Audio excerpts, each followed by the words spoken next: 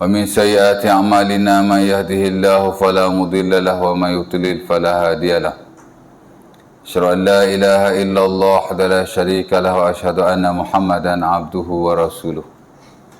اللهم صل على محمد عبدك ورسولك كما صليت على إبراهيم وبارك على محمد وعلى آل محمد كما باركت على آل إبراهيم.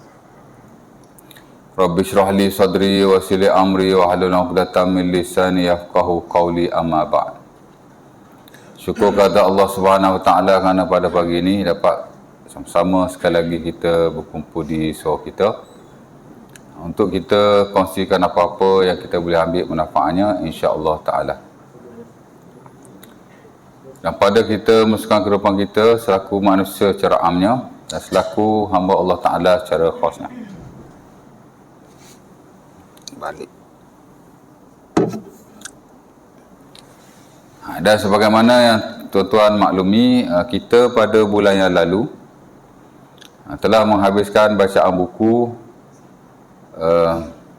Amalul Muslim fil Yaum wal Lailah, amalan seseorang Muslim siang dan malam, merujuk kepada sunnah-sunnah Rasulullah SAW yang dirutinkan oleh baginda everyday dalam konteks ibadah.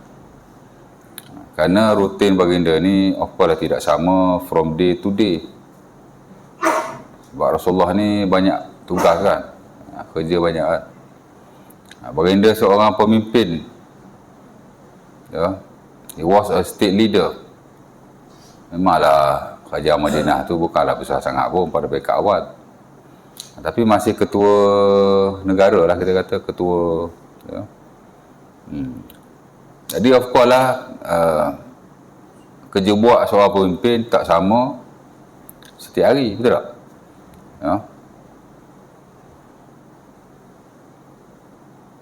Baginda juga ialah seorang hakim atau qadi, di mana beliau atau baginda menyelesaikan setiap pertikaian yang timbul. Of course lah yang dibawa ke hadapan Rasulullah SAW.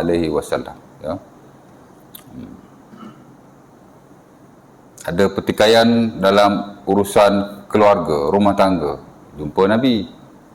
Betul tak?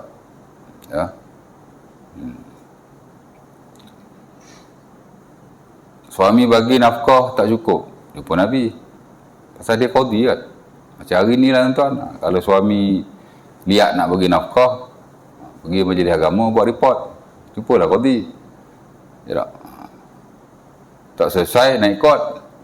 Nabi pun macam tu lah. Ya Rasulullah, inna Aba Sufyan rajulu syahih la yu'tini ma yakfini wa waladi illa akhastu minhu wa huwa la ya'lam. Faqala an-nabi khuzi ma yakfiki wa waladiki bil ma'ruf. Dalam hadis Bukhari, kata Aisyah radhiyallahu ta'ala anha, isteri Abu Sufyan jumpa Nabi. Dia kata kepada Nabi, wahai Rasulullah, Abu Sufyan ni rajulun syahih, seorang lelaki yang syahih. Tahu syahih? Mana saya tahu Ustaz? Mana tahu kok tuan-tuan belajar fiqh munakahat, Ustaz ada baca hadis ni? Ada fiqh munakahat sini? Tak ada? Tahu tak fiqh munakahat? Fiqh perkahwinan, fiqh kekeluargaan. Ada tak? Ada tak? Ada saya? Tak ada? Tak. Tak ada? Oh, nak baca fiqh munakahat ni.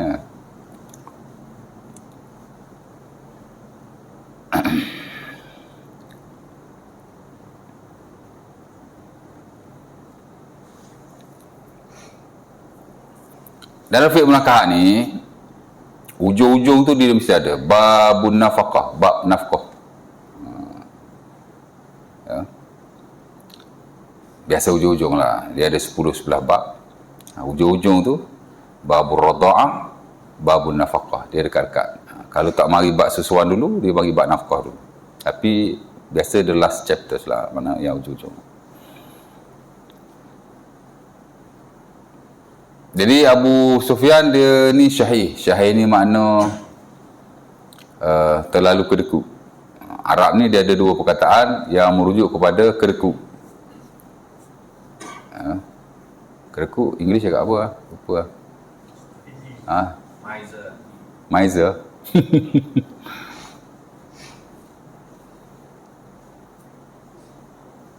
Satu bakhil, satu syahih.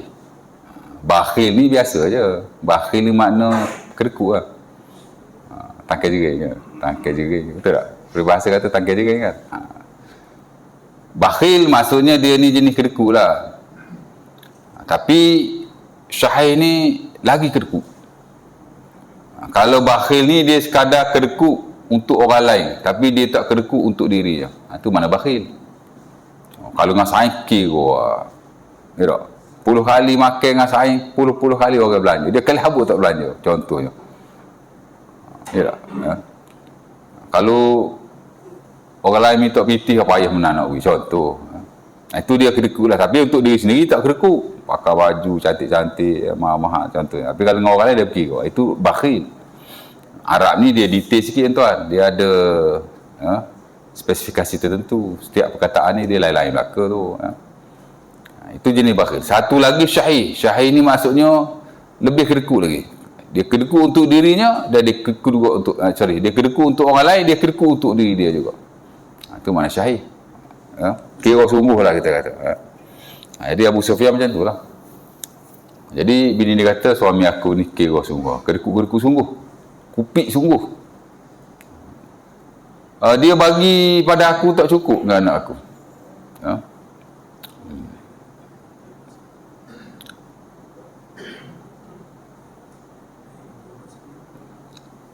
Hadis ni yang digunakan pakai oleh para ulama mengatakan bahawa kita juga wajib bagi nafkah bukan hanya pada isteri, tapi anak-anak juga. Pasal dalam Quran Allah Ta'ala beritahu kita kena bagi nafkah pada isteri, tapi pada anak-anak tak ada. Anak-anak lah hadis ya. Ini antaranya. Jadi dia kata suami aku bagi nafkah tak cukup aku dan anak-anak aku. Melainkan jika aku ambil daripadanya dan kadang dia tidak tahu. Doi tak suruh aku. Yang baik juga ambil. Ya. Jadi dia tanyalah Nabi, kok tak boleh? Mana tahu kan? Pasal tuan-tuan, harta suami ialah harta suami. Dia bukan harta isteri. Melainkan yang diwajibkan ke atasnya dia suruh nafkah. Baru dia boleh ambil. Pasal tu harta dia juga. Ya. Lain pada tu harta suaminya, bukan harta kita. Tapi kalau kita ada share beli barang ke apa, ada hak milik sama-sama lah. Ya tak? Ya. Tapi asalnya begitu. Macam kita kata harta sepencarian kan. Bila seseorang tu mati atau bercerai, dia boleh claim harta sepencarian. Asalnya dia akan cek dululah. Kalau kita beli dengan duit kita, bukan duit suami, dia akan cek apa gitu ini. Tapi kalau tak ada bukti-bukti yang kita kongsi pun, kita boleh juga dapatkan sebahagian daripada harta suami kita dengan alasan kita bantu dia, kita bagi motivasi kat dia, kita jaga dia bahkan. Boleh.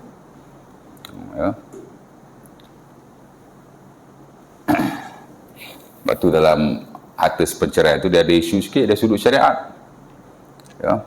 Tapi sebab dia sudah di-enactment, tak boleh nak challenge lah kan. Dan dia tak ada, dalam fiqh tak ada sebenarnya.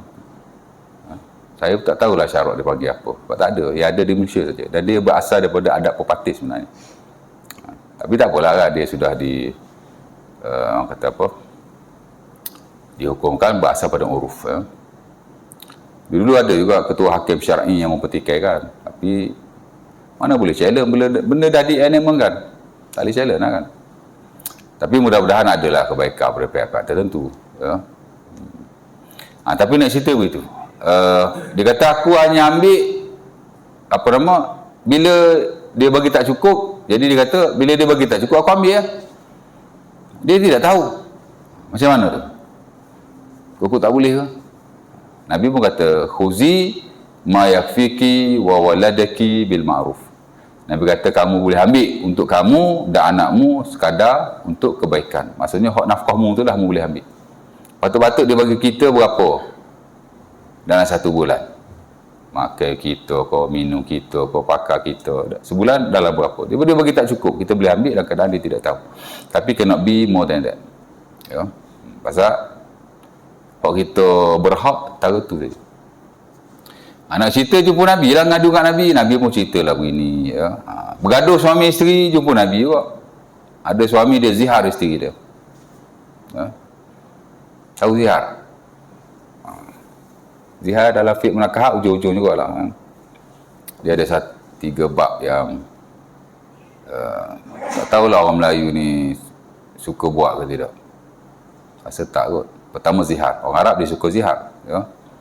Zihar ni ialah dia menyamakan isteri dengan ibunya. Kebiasaannya disebutlah belakangmu ni macam belakang mak aku. Anti alayya kazari ummi. Ya. Dia ada 3 bab kan? Babul zihar, babul ila, babul li'an. 3 bab ni ujung-ujung juga tu. Ya. Bab zihar, bab ila, bab li'an. Ya. Zihar ni maksud dia cakap kat isteri dia, mu ni macam mak aku. Dan pada zaman jahiliah dia adalah cerai. Orang Arab ni dia cerai kalau dia kata kat bini dia talak tuki ataupun ana anti talik, aku ceraikan kamu, ataupun kamu tercerai, itu normal, tak ada apa-apa. Tapi bila dia nak mengaibkan wanita itu, dia akan kata anti alayya ka zahri ummi, kamu kepadaku seperti belakang ibuku. Dia menyamakan isteri dengan ibunya, dia jadi satu keaiban kepada isteri dan satu bentuk perceraian pada zaman jahiliah. Tak rasa aib pun, memang bukan budaya kita, tapi budaya dia apa? Ya, dia cerai isteri dengan zihar. Bila Islam datang, Islam haramkan zihar dan tidak menjadikannya ia tolak. Ya, dan mesti balik kepada isterinya, melainkan jika setelah dia mengkafarahkan. Kena kafarah. Siapa-siapa yang kata anti alayya ka zahri ummi, kamu supaya ibuku, dia sudut belakangnya, dia kena kafarah. Berat apa dia tu? Macam zihar, macam puasa. Puasa kalau subuh dengan isteri hanya tu lah. Pertama kena merdekakan hamba. Kalau tak mampu, puasa 2 bulan berturut-turut. Tak mampu, baru bagi makan 60 fakir miskin. Agak berat lah, macam kafarah orang yang bersetubuh dengan isteri pada siang hari dengan sengaja. Berat jugalah kan. Ialah satu adat dan budaya yang tidak baik. Ya? Budaya dan adat ni ataupun uruf ni, ya, orang Arab panggil al-adat wa taqalid, al-uruf. Selagi dia tak bercanggah dengan Islam, okey lah. Tapi kalau dia bercanggah pokok mana pun, walau semua orang melakukannya, tetap tak boleh. Orang nak buat, buatlah, kita tak buat. Ya. Samalah konteks ni. Ya. Memang budaya dia zihar isteri dia kalau dia nak menceraikannya. Tapi Islam larang. Dah tak benarkan lagi. Dan kamu tak boleh balik pada isterimu, melainkan kamu kena bayar kafarah tu. Ya. Mana Islam ambil berat lah benda ni. Dah ada kes sahabat Nabi memang dia zihar isteri lah. Sebab tu sahabat pergi mengadu kat Nabi, isteri dia lagi mengadu kat Nabi. Adalah 2-3 kes. Tak banyak lah kan, tapi berlaku jugalah. Hatta tuan-tuan buka surah Al-Mujadalah ayat 1, ayat 2, ayat 3, nak cerita pasal ada seorang isteri sahabat Nabi kena zihar lah, dia mengadu kat Nabi. Nama dia Aus bin As-Samit. Isteri dia nama siapa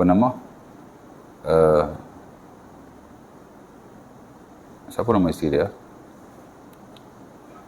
Bintu Khuwailid. Siapa nama? Anak kepada Khuwailid. Ya? Siapa? Tak ingat.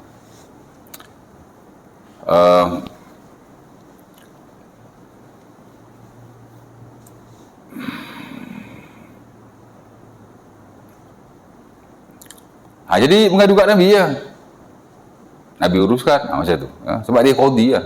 Dia hakim.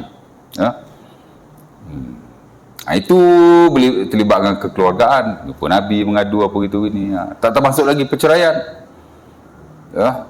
Jadi banyak kes tu Nabi nak kena urus. Dah lah jadi pemimpin. Lepas tu jadi qadi atau hakim pula nak menguruskan masalah rumah tangga orang. Jadi Nabi busy dah banyak kerjanya.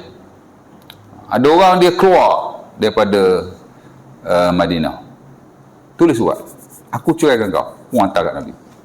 Hantar kat bini dia. Talak 3 pula tu. Kata para ulama bukan talak 3, dia dah cerai 2 kali. Kemudian cerai kali ketiga, dia melalui surat.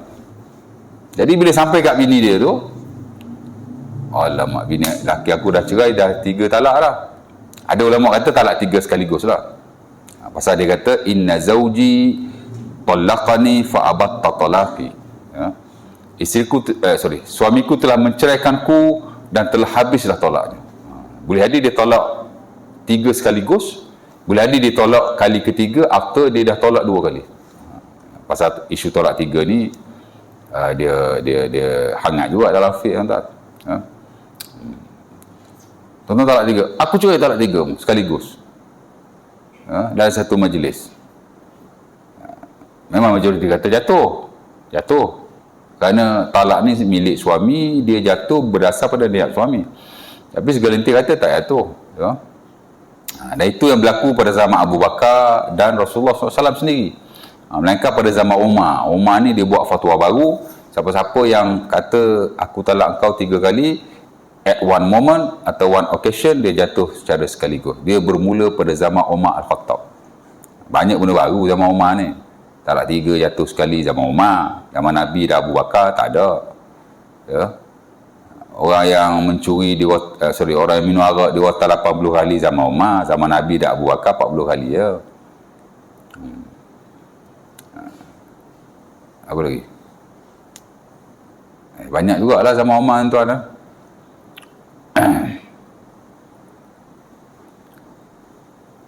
Jadi tak tahulah mana satu kan. Tapi cerita dia tak ada hubungan suami isteri, tak boleh dah. Pasal dah 3 dah.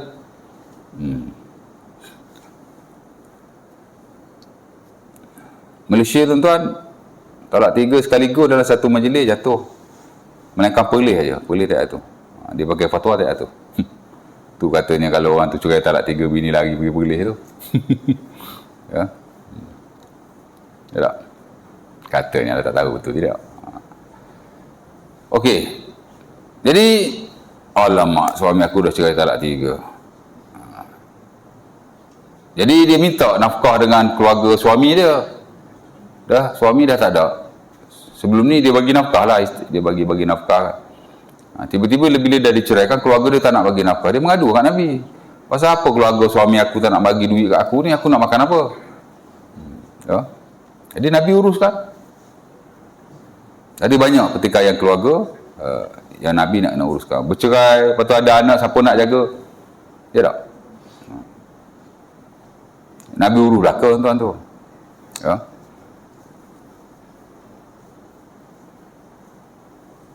Ada orang dia bercerai, ada anak. Jadi siapa nak jaga ni? Bicara. Suami kata begini, isteri kata begini. Suami kata aku bagi nafkah lah, aku itulah, aku inilah. Bini pula kata aku mengandung, aku susukan dia di atas riba aku. Macam-macam kan. Akhirnya Nabi buat keputusan, anti ahaqibihi malam tangkihi. Nabi kata kau berhak menjaganya selagi mana kau tidak berkahwin. Itu pendapat majoriti para ulama. Kalau anak kecil ni sebelum dia balik, isteri lebih berhak untuk menjaganya selagi mana dia tidak berkahwin. Dan setahu saya negeri-negeri Malaysia pakai hak tu. Lepas tu kita tengok anak ni banyak mak yang jaga, tapi tak juga. Kadang-kadang kalau anak 3-4 dibagi, separuh ibu separuh bapa, adalah tengok pada konti lah. Tapi yang betul-betul standard ialah dijaga oleh isterinya.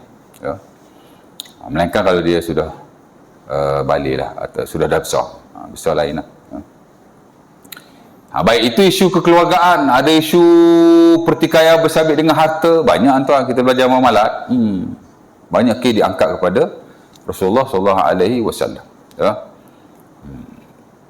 Salah satu kes yang famous, tuan-tuan, ada 2 sahabat ni, satu daripada Yaman.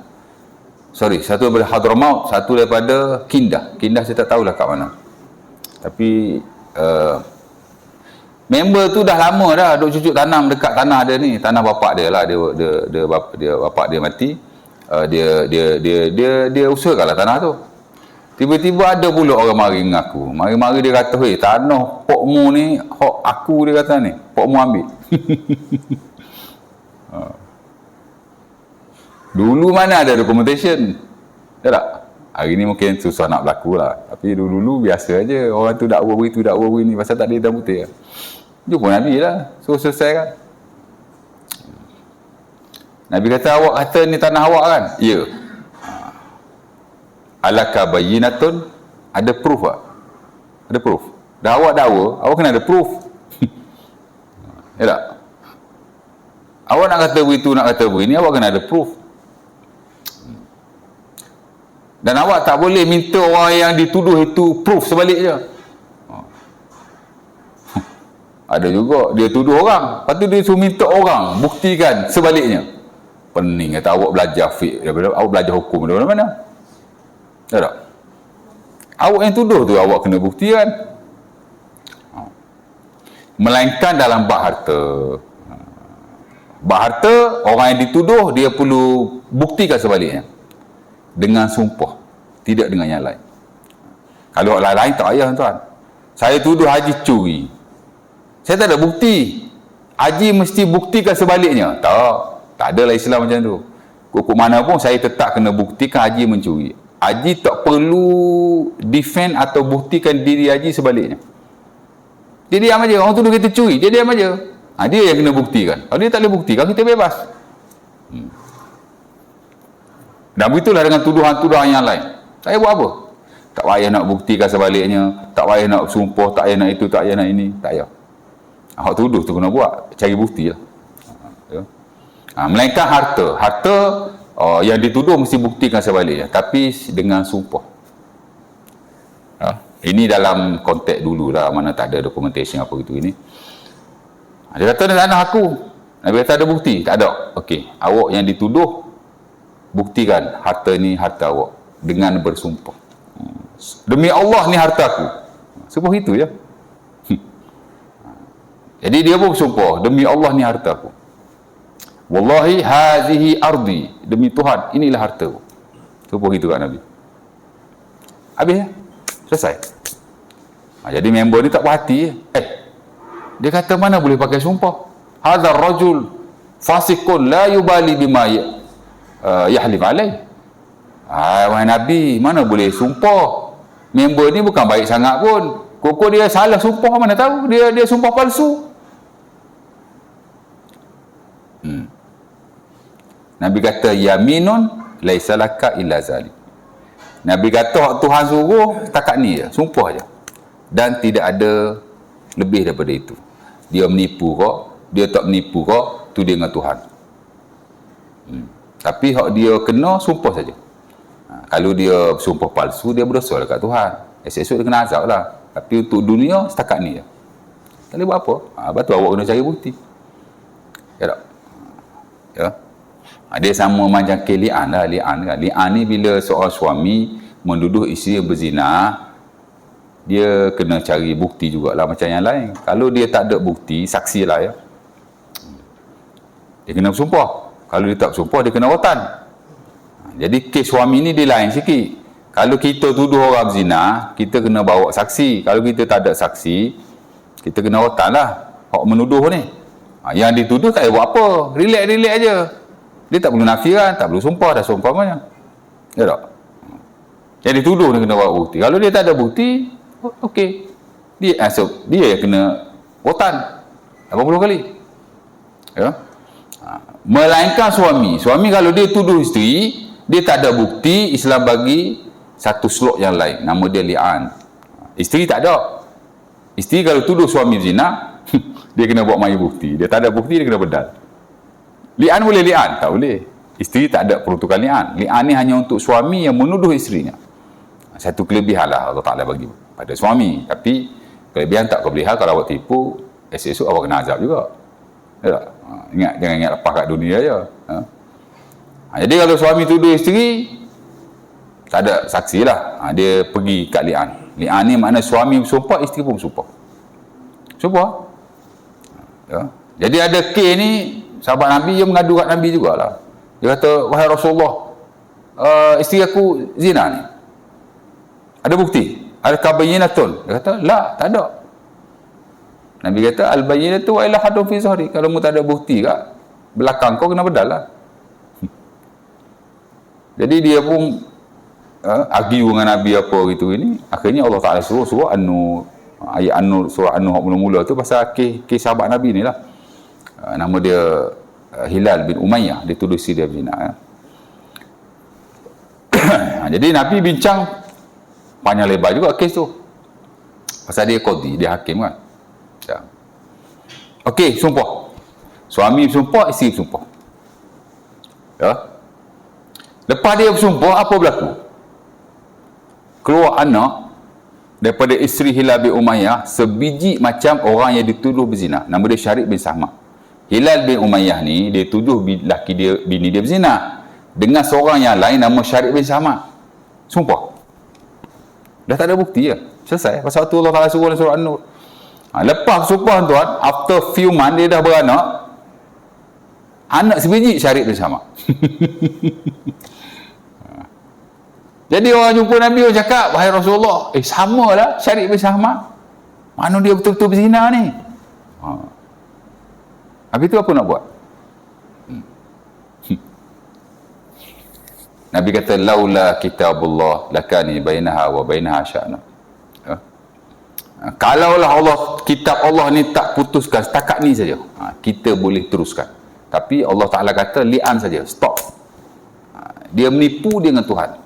Dia berzina kan dengan Tuhan lah. Baik Islam bagi setakat tu je. Laulah kitabullah lakana baini wa bainaha sya'na. Ya, nak cerita orang pergi ngadu kat Nabi, Nabi uruskan. Banyak tuan. Jenayah yang lain, curi sama juga. Ada orang curi ngadu kat Nabi ya. Jadi Nabi banyak nak uruskan. Ya. Dan sebagai kes tu juga ada kes-kes yang high profile. Bukan kes biasa tuan. Oh, penipal lah bila jadi ketua-ketua macam ni. Bayanglah Nabi dalam satu situation nak urus banyak hal, nak handle banyak isu. Ya.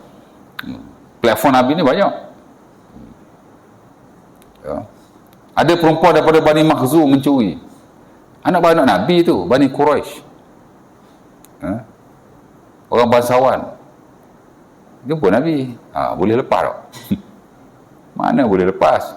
Lau anna Fatimah sarakat la qata'tu yadah. Usahakan Bani Makhzum walaupun dia Quraisy. Ya.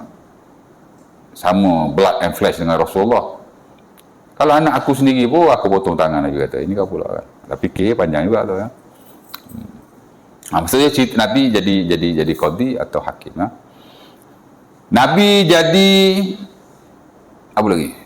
Imam solat. Berapa dah tu?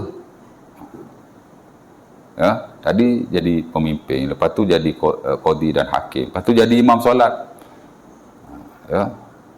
Di Masjid Nabawi yang mana Nabi satu-satunya imam, ada imam dua, mana ada imam tiga, mana ada imam empat. Ingat Nabi jadi imam, Abu Bakar jadi imam nombor dua, Umar jadi imam nombor tiga. Tak ada. The Prophet was the only imam. Nabi saja. Ya. Dan baginda tidak pernah miss mengimami solat selagi mana baginda berada bermukim di Madinah. Walau ada apa-apa isu sekalipun. Ada isu apa Nabi selesai before prayer. On time of the prayer Nabi akan datang menjadi imam. Without fail. Tak ada kes. Melainkan hanya ada 2 atau 3 kes saja Nabi lambat kerana isu besar. Isu perbalahan antara kabilah. Ambil masa lah sikit. Kalau setakat isu suami isteri, perebutan harta, Nabi boleh urus cepat. Tapi kalau perbalahan kabilah ni susah tuan, lambat sikit. Jadi Nabi lambat. Sebab itu ada hukum masbuk. Kerana Rasulullah SAW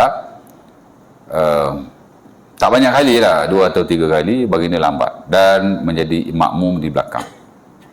Kadang-kadang Nabi dah pesan siap-siap, aku lambat ni, maka Nabi suruh sahabat yang lain menjadi imam. Ya. Abi Musa Al-Asy'ari contohnya naik jadi imam. Ya. Dan kadang-kadang memang Nabi lambat lah, tak diberitahu. Jadi sahabat semayang dulu, Nabi datang di belakang. Jadi untung juga ada masbuk. Kalau tidak kena muafiq aja susah juga kita kan. Betul tak? Tahu muafiq masbuk?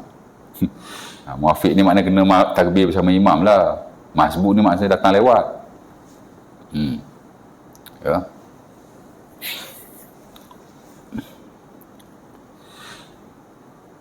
Jadi Nabi tak pernah miss. Kita hari ni untung tuan. Betul tak? Masjid imam sampai 4 orang, 5 orang. Masjid saya dulu 4 orang tuan. 4 orang. Tapi masih ada kes, tak ada imam. Masih ada kes. Padahal ada jadual.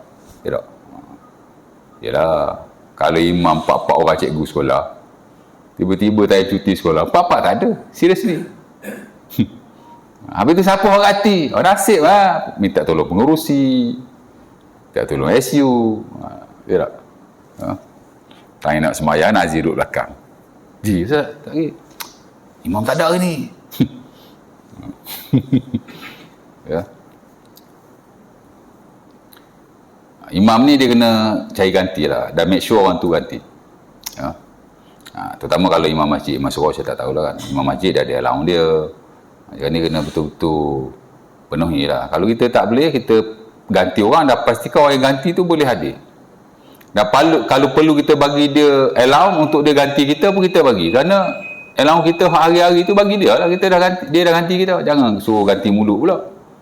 Bila kita dah bagi sesuatu, dia pun tak lemis lah. Ini takat suruh Hailio.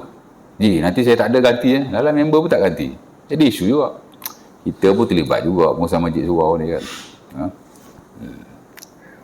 Tapi Nabi tidak sekali-kali. Melainkan ketika baginda bermusafir saja. Baru Madinah tu kosong. Tapi ada sahabat lain yang ganti. Tapi kalau semata-mata Nabi miss, tak ada. Ya. Betapa komitednya Rasulullah SAW memikul tanggungjawab sebagai seorang imam. Ya, bukan ada bayaran pun. Ya. Dan tak ada apa-apa kepentingan. Ada banyak lagi tugas-tugas dan platform Rasulullah SAW. Di samping baginda juga adalah seorang suami kepada 11 atau 12 orang isteri. Tuan-tuan bayanglah macam mana orang yang begitu banyak kerja yang dia nak kena buat. Ada afwal rutin-rutin ini menjadikan Nabi SAW setiap hari kerja buat dia mungkin berbeza. Tak samalah daripada day to day. Tapi ada yang sama. Itulah rutin ibadah. Semayang Nabi, itulah Nabi solat. Fardu baik, sunat baik. Puasa yang Rasulullah lakukan, itulah Rasulullah lakukan. Dan sunah-sunah ibadah yang lain. Sebab itu, buku yang kita pernah kongsi tu, dia nak kongsi dari sudut rutin Rasulullah SAW. Daripada awal pagi sampai pagi balik. Yang mana kita telah menghabiskannya, Alhamdulillah. Jadi tuan-tuan, bolehlah simpan-simpan buku tu. Tuan-tuan kalau tak ada, boleh beli. Ataupun tuan-tuan belilah satu letak kat surau.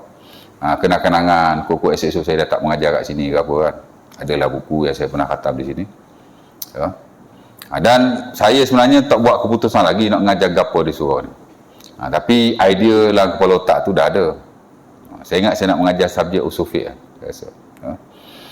Dan saya lihat ada buku usul fiqh dekat internet yang ada terjemahan Melayu tapi Indonesia lah, yang ada PDF. Saya suka mengajar sekarang ni yang ada PDF. Sebab saya boleh kongsi dengan tuan-tuan, simpan dalam handphone saja. Ya. Kalau saya beli buku sekadar yang bercetak, nanti tuan-tuan tak ada. Ada buku ni sekadar panduan am saja kerana diikutkan. Saya tak akan baca di mana-mana saya mengajar bahkan. Word to word tak ada. Saya hanya baca sebahagian daripadanya, sisi penting, kemudian saya huraikan. Ya. Melainkan kelas-kelas khos saja. Memang kuliah dia tu kuliah khos. Adalah sebagai surau, dia memang kuliah khos. Maksudnya saya ada buku, tuan-tuan pun ada buku. Dan we go one by one. Itulah yang cerita. Tapi biasa kuliah di Masjid Surau ni, kita sekadar nak bagi idea am. Namun ada buku lah untuk kita rujuk dan jadi panduan bagi kita untuk kita baca. Saya ingat nak ajar buku Sufi lah. Ya.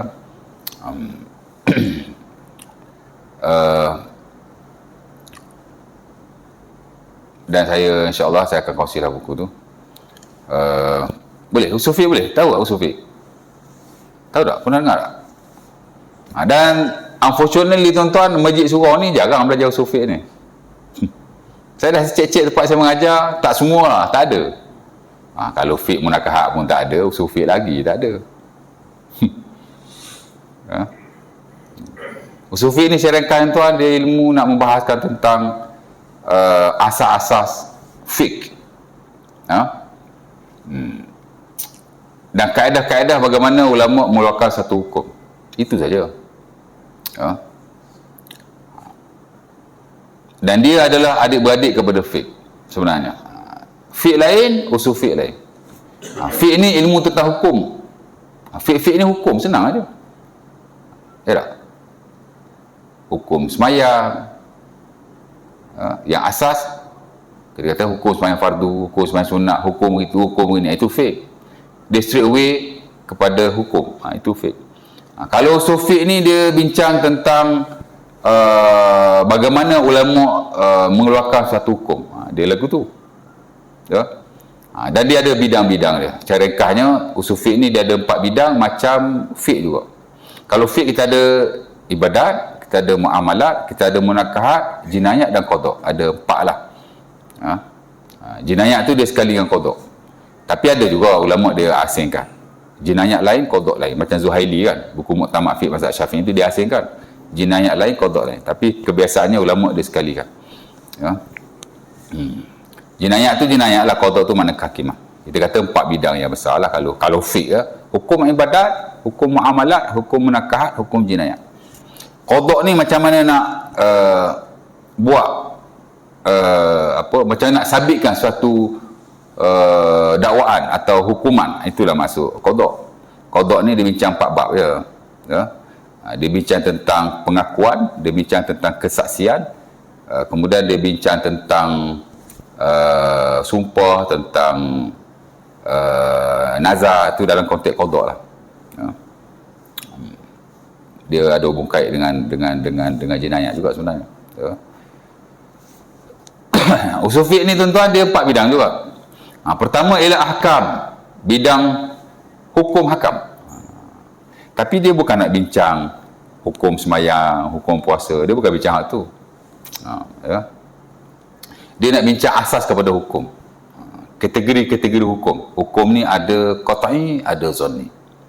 Qat'i ni makna no disagreement. Dia mesti sepakat. Ijma'. Satu lagi zanni. Zanni ni makna hukum yang diperselisihkan. Kenapa hukum ni jadi qat'i? Kenapa hukum ni jadi zanni? Apa tindakan atau orang kata apa? Kita punya pendirian dalam hukum qat'i, apa pendirian kita dalam hukum zanni? Ya, dia benda bincang macam tu lah.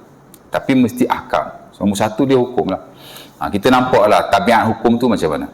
Kalau belajar fiqh tak nampak tuan. Sebab fiqh ni dia straight away, ni haram, ni harus, ni makruh. Tu fiqh. Usul fiqh tak. Usul fiqh ni dia bincang tabiat hukum tu macam mana. Bukan hukum tu, tapi tabiat hukum tu. Ya. Kenapa dia jadi haram? Bila dia jadi haram macam mana? Ada macam tu lah. Ya. Bab yang kedua ialah bab al-adillah, bab dalil kepada hukum. Pasal apa ramai orang kita tak faham bab dalil? Pasal mana ada kuliah usul fiqh kat surau? Masjid tak ada. That's why dalil ni tak faham. Ya tak? Dan sebagai pun bila sebut dalil macam allergic sikit. Wahabi ni, Wahabi dalil, Wahabi lalu. Dalil benda basic dan fundamental dalam Islam. Of course dalam hal yang melibatkan hukum hakam, agama dan syariat itu sendiri. Kita kena very close to the dalil. Dalil apa dia benda paling penting. Dan dalam usul fiqh dia tajuk utama, the second chapter. Dalil wal adillah. Dalil dan dalil-dalil. Nombor 2. Ya tak? Dalil ada yang of course ada belajar kategori dalil itu, ada yang disepakati, ada tidak disepakati, Quran, Sunnah, Ijma', Qiyas. Yang tak disepakati itu ada masalah mursalah, istihsan, macam-macam kan. Kemudian dia belajar tabiat-tabiat dalil yang lain. Tapi dalil dia satu topik yang penting sekali. Kemudian bidang ketiga, bidang ijtihad dan taklid. Ijtihad dan taklid. Kita kata ulama usul ni mujtahid. Macam mana dia boleh jadi mujtahid? Apa kriteria seseorang tu nak jadi mujtahid? Ijtihad baru boleh tak overrule atau demolish, eliminate fatwa atau ijtihad yang lama? Boleh tak? Dulu ulama kata lain, hari ni kita nak kata lain, boleh tak? Ada orang yang kata tak boleh, mana boleh? Hukum sudah sedia ada, Yang dikeluarkan oleh ulama terdahulu, ia mesti diguna pakai. Walaupun pada hari ni ada orang kata begitu. Ya tak? Tapi sebenarnya kata tak. Ni sehari dua ni orang duk bincang pasal zakat pendapatan. Zakat pendapatan tak ada, dia kata. Pasal dalam Islam mana ada zakat pendapatan, dalam syarak tak ada. Memang tak ada. Tuan-tuan buka buku fiqh mana-mana mazhab, classically memang tak ada. Zakat pendapatan tu zakat baru. Dia seumpama zakat-zakat harta baru yang lain lah. Zakat saham, zakat harta-harta digital, zakat cryptocurrency, dia sama saja tu. Semua zakat pendapatan dia lebih awal lah. Ya. Zakat ni tuan-tuan dia melibatkan harta. Harta sentiasa berkembang daripada satu zaman pada satu zaman yang lain. Dan kita tak boleh tingkat kepada betul-betul harta yang ada pada zaman dahulu saja. Dia boleh berubah dengan ijtihad-ijtihad baru. Sebab tu dia sentiasa. Dan unfortunately tuan-tuan, very sorry to say, dalam bab harta termasuk zakat, kita banyak tak ambil mazhab Syafi'i. Ya. Saya malam tadi tidur pukul 3.30 pagi baca pasal jurnal dan artikel zakat. Banyak saya baca. Memang pakar-pakar ini mengakui memang kita banyak tak ambil mazhab Syafi'i, banyak ambil mazhab lain. Hatta kita tengok dalam konteks Selangor pun, mana ada ikut mazhab Syafi'i sangat. Selangor mewajibkan zakat harta faraid. Mana ada zakat harta faraid dalam mazhab Syafi'i? Kita boleh buka dalam PBZ kan. Ya. Selangor wajibkan juga zakat-zakat harta gaji, ya, dan harta perolehan yang tidak melibatkan pertukaran yang lain. Harta hadiah, dapat bonus, dapat dividen, dapat cabutan bahkan. Oh, menang simpanan CJ Premium BSN 1 juta. Ikut standard Selangor mesti bayar zakat. Mazhab Syafi'i mana ada zakat-zakat benda macam tu. Ijtihad baru. Ya tak? Ya tak? Jangan samakan. Dulu-dulu orang ni bekerja, makan gaji, jadi kuli hanya untuk sara hidup. Mana ada orang kaya jadi makan gaji tuan? Dulu-dulu. Tapi sekarang makan gaji, jadi kuli pun kadang-kadang lebih kaya daripada orang yang berniaga. Hasil dapat lagi lumayan. Takkan dia tak boleh dikenakan zakat? Ya tak?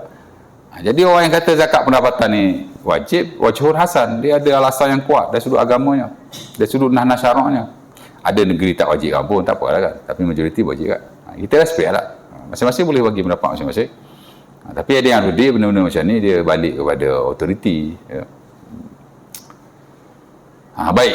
Jadi yang ketiga tuan, dia panggil ijtihad dan taklid. Ijtihad ni makna orang kata apa? Macam mana nak terjemah? Kerja mujtahid lah nak keluarkan hukum tu. Apa kriterianya, apa ciri-cirinya. Mujtahid ni ada kategori-kategori dia. Ada 4-5 kategori. Kalau Zuhaili sampai 5-6. Dia bincang lah kan mujtahid. Konteks hari ni, kategori lama mujtahid, kita kata tak ada. Mujtahid tertinggi, mustaqil, turun sikit muntasib, mujtahid tarjih lah apa benda kan. Sekarang ni kita banyak konteks mujtahid fatwa. Ijtihad juga tapi lah konteks fatwa. Dan bukan hanya tertentu kepada mufti-mufti yang rasmi tu. Siapa-siapa yang ada kepakaran tertentu, latar belakang ilmu yang bagus, dia juga boleh memberi pendapat-pendapat tertentu yang boleh diklasifikasikan sebagai fatwa. Tapi yang tidak rasmi lah. Ya. Banyak hari ni orang yang Malaysia nampak dekat arah itu. Kalau Arab dah lama tuan. Mesir tuan, banyak ulama dia kadang tak ada latar belakang fatwa yang asal, bahkan bukan mufti pun. Syekh Syarawi kan, Al-Misri, dia banyak tulis buku pasal fatwa. Dan orang banyak rujuk fatwa dia juga. Dia bukan mufti Mesir. Di Saudi sama juga. Hari ni orang banyak rujuk Syekh Ruhaili. Syekh Ruhaili bukan mufti rasmi. Ya tak? Kalau sebelum ni orang rujuk Al-Bassam kerana dia banyak berkecimpung dalam ilmu fiqh, karang buku, jawab persoalan. Dia bukan mufti rasmi, tapi dia boleh dianggap sebagai mufti secara tidak rasmi dan pendapat dia jadi fatwa kerana dia orang yang ada latar belakang yang baik. Macam saya personally daripada zaman master dulu, kalau saya nak cek fatwa, saya cek fatwa Saleh Munajid. Saleh Munajid dia bukan mufti, tapi kerana kealiman, ketokohan dalam bab fiqh ni dia tak. Aku tengok Malaysia kita kata hari ni macam Zulkifli Al-Bakri lah. Dulu dia mufti wilayah, ya tak? Sekarang dia bukan mufti. Tapi dia ada laman web tentang hukum, fatwa, Maktabah Al-Bakri. Lepas tu dia ada app pula sekarang ni, Al-Inaru. Boleh saya download tuan? App dia. Semua persoalan tentang hukum ada dalam. Oh, dia progresif lah Dr. Zul ya. Dia sudut interaksi dengan masyarakat, sudut hukum ni. Ya. Jadi Malaysia ke arah tu, saya nampak satu budaya yang bagus. Orang ada ilmu, dia boleh ke depan. Fatwa-fatwa ni makna orang tanya, kita jawab. Orang tanya, kita jawab. Itulah fatwa. Kalau tuan-tuan tanya saya persoalan, saya jawab. Tuan-tuan disebut mustafti, saya disebut mufti. Tuan-tuan minta pendapat, saya beri pendapat. Sebab fatwa ni maksudnya pendapat. Tapi dalam konteks hari ni, dia sudah jadi pendapat yang diwartakan oleh mufti rasmi. Tapi tak apa kan. Okey, ijtihad dan taklid ya.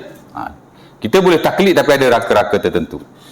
Dan memang saya zaman master dulu saya buat paper project tentang ijtihad dan taklid. Boleh mengajar lah, boleh lah bercakap bab tu. Ya. Okey, dari keempat akhir sekali ialah ta'arud dan tarjih. Ta'arud dan tarjih ialah bila bertembung satu nah agama. Apa yang kita perlu buat? Kita tarjih. Dan hari ni tuan-tuan, dalam konteks Malaysia, kita dah banyak tarjih. Pasal apa kita banyak tak ambil mazhab Syafi'i khusus dalam bab harta dan muamalat? Zakat bahkan. Kerana kita telah tarjih. Di mana dia tarjih pendapat-pendapat yang berbeza-beza dan dalam keadaan menentasi mazhab yang ada. Kerana apa? Kerana kepentingannya. Kerana kalau tak tarjih, banyak benda akan stuck. Kita banyak ambil pendapat mazhab lain. Di atas prinsip tarjih lah. Dan kebiasaannya orang yang brilian, bila dia ada kebolehan untuk mentarjihkan hukum akad agama berdasar kepada nas-nas yang bertembung antara satu dengan yang lain sebenarnya. Saya tanya tuan-tuan, our number one muamalat scholar kat Malaysia siapa? MPF punya penasihat Daud Bakar. Dr. Daud Bakar kan. Tesis PhD dia pasal apa? Pasal ada theory of tarjih. Macam mana kita nak pilih hukum yang the best bila berlaku khilaf antara para ulama. Dan of course lah, nas dalam hal tu banyak dah bertembung, bercanggah atas su dengan apa kita nak buat. Tesis PhD dia pasal tarjih ya. Tuan-tuan boleh download je tesis PhD dia kat internet. Tekan je tesis PhD Daud bin Bakar. Baca. Tapi in English lah. Pasal dia buat PhD kat Universiti Sir Andrew kan. Tapi antara tesis yang bagus lah. Ada sudut huraian dia. Nampak? Patut dia bijak. Dia tesis bab tarjih. Ijtihad dan taklid dalam usul fiqh lah. Cuma tarjih ni dia slot lain. Ijtihad dan taklid dulu, tarjih. Ya. Itu bab yang terakhir lah. Maknanya bagaimana tarjih. Dan kita ada ulama-ulama kita, ada buku-buku khas dalam bab tu. Sebab tu saya ni, dalam bab hukum ni, saya pasal orang usul fiqh kan. Dalil, hukum, ijtihad dan taklid, of course lah melibatkan ta'arud dan tarjih. Dan keempat pun ni ada prinsip-prinsip dalam hukum. Sebab tu saya lebih kepada benda tu. Tuan-tuan takkan dapatilah saya main cedok aja kan. Kalau saya sebut hukum, saya mesti ada dalilnya. Dan saya tahu huraian kepada dalil itu. Dan kalau bercanggah satu dengan yang lain, of course lah kalau hukum yang banyak, mesti ada satu hukum yang the best, yang dipilih oleh para ulama. Ya. Itu saya punya method lah, sebab saya belajar fiqh usul fiqh kan. Dan mungkin sebagai orang tidak sama. Tapi bolehlah, saya ingat saya nak mengajar ilmu tu. Dan saya ada tengok buku yang ada. Adalah saya tengok 2-3 buku. Nanti saya pilihlah yang terbaik. Walaupun bagaimanapun, buku yang asal lah untuk tuan-tuan faham. Tak susah, setengah orang ni dia tak nak belajar usul fiqh. Pasal dia ingat satu ilmu yang susah. Memanglah kalau tuan-tuan ambil satu buku yang klasik lah, contoh mata-mata yang lama, kalau tuan-tuan hurai pun cara lama, memang jadi susah lah, di samping memboringkan. Tuan-tuan kadang belajar ilmu ni, kadang dia tak menarik sebab cara kita menyampaikan, cara kita berkongsi. Saya akan pilih buku-buku yang baru lah, senang untuk tuan-tuan faham. Dan ringkas lah untuk tuan.